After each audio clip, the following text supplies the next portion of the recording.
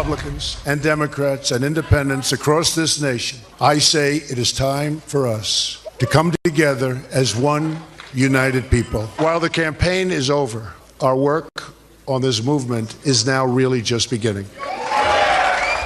And that was President-elect Donald Trump last night after it was announced he will be the 45th President of the United States. Joining us now, best-selling author of the new book Treason, former Speaker of the House, Fox News contributor, big smile on his face, Newt Gingrich.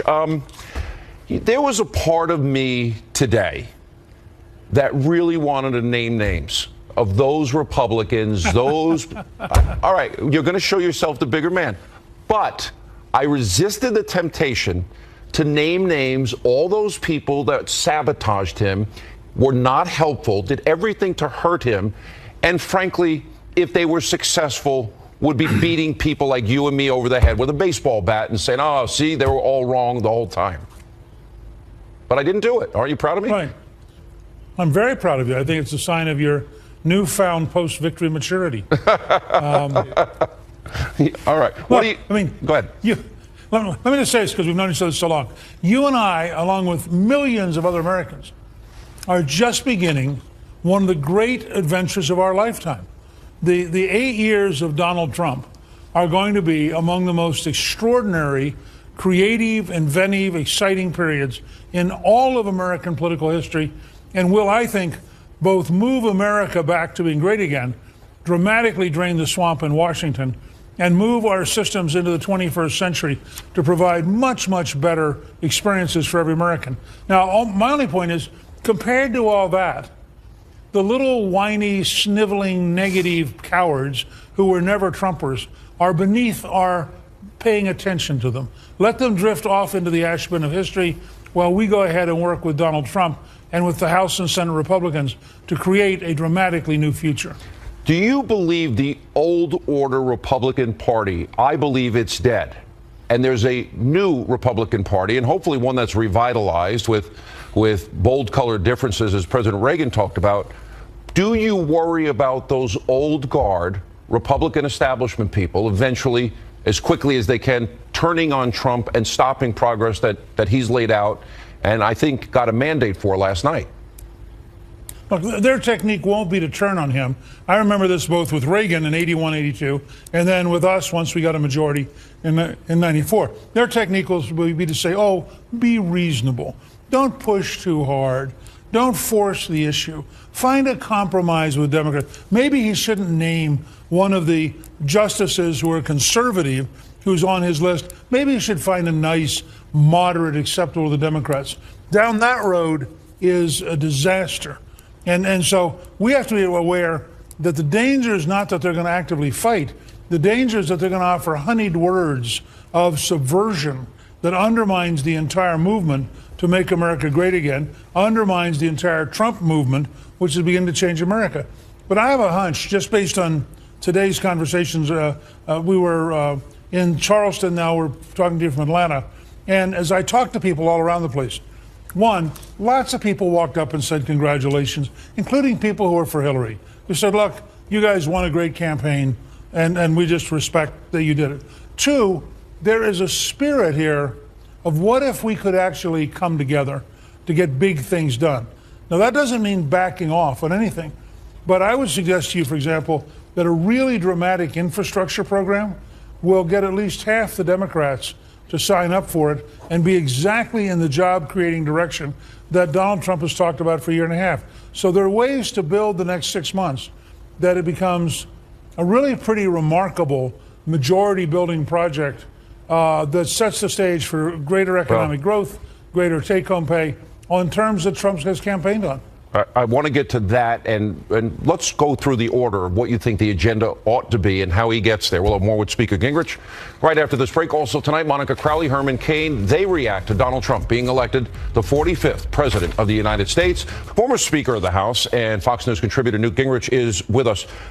Should the old order, the people, if you remember back in the primaries, the 65% of Republican voters that said they felt betrayed by their own party, does that old order, many of whom were reelected last night, do they deserve to hit the reset button and work with Trump?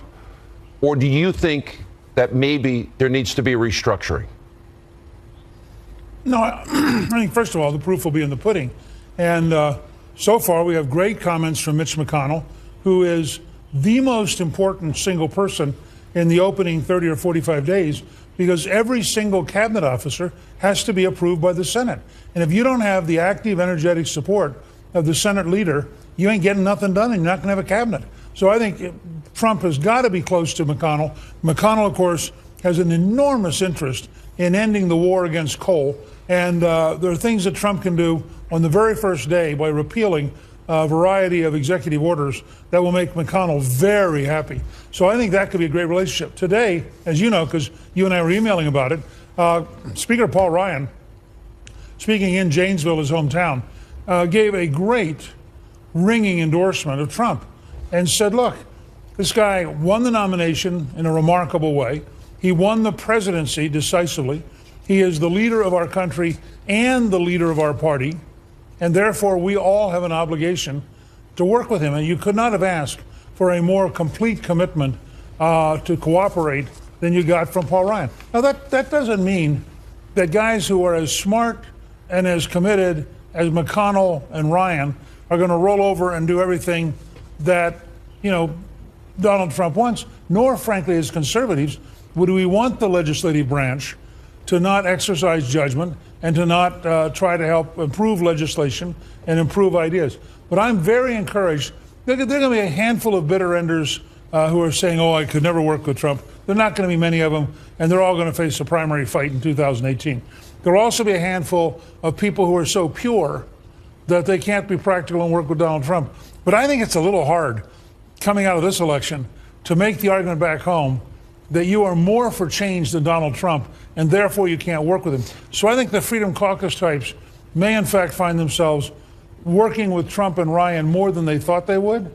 Well, that probably Trump would be a good thing if personifies change. Yeah. If they're going to, open up energy independence and education back to the states, build a border wall, lower taxes, get the budget under control, those are all good things. If you were to advise Donald Trump, where does he go from here? How do you build this government? What's first on the agenda? Walk us through. Well, I think he's got to do two or three things in parallel. He has to reach out and create a good working relationship with McConnell and Ryan, because so much of his opening 90 days depends on a team effort. He has to think through, how bold does he want to be? Is he going to bring in a team to manage the federal government, or is he going to bring in a team to change the federal government? Those are very different conditions and have very different teams. Some people are obvious. I mean, you know that Rudy Giuliani is going to have a major role. You know that Senator Sessions is going to have a major role. I mean, these are people so integral to the campaign that they're bound to be close to Trump in a major position. Maybe but Newt for every Gingrich? other job out there, well, maybe in a particular way. But what you really want to think about is, are you bringing somebody in to manage the bureaucracy of the Veterans Administration, or are you bringing somebody in to profoundly change it?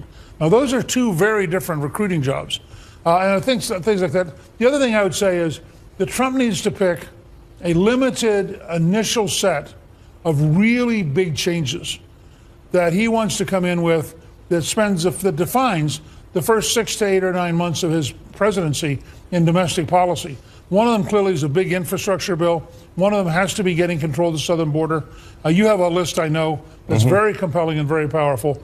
And so all of which, by the way, came out of Trump's speeches. So it's not, it's not like we're suggesting new things. But I think that communicated to the team, so all the House Republicans and the Senate Republicans understand, look, here's the next 90 or 100 days, so they can get in the rhythm of doing that. That could really accelerate progress. I want to thank you, Mr. Speaker. You've been extraordinarily generous with your time, your insight. You put yourself out there on a limb, and I know you worked behind the scenes helping President-elect Trump, and I have a funny feeling you might be around him a lot. Just a guess on my part. I don't know. Good to see you, sir.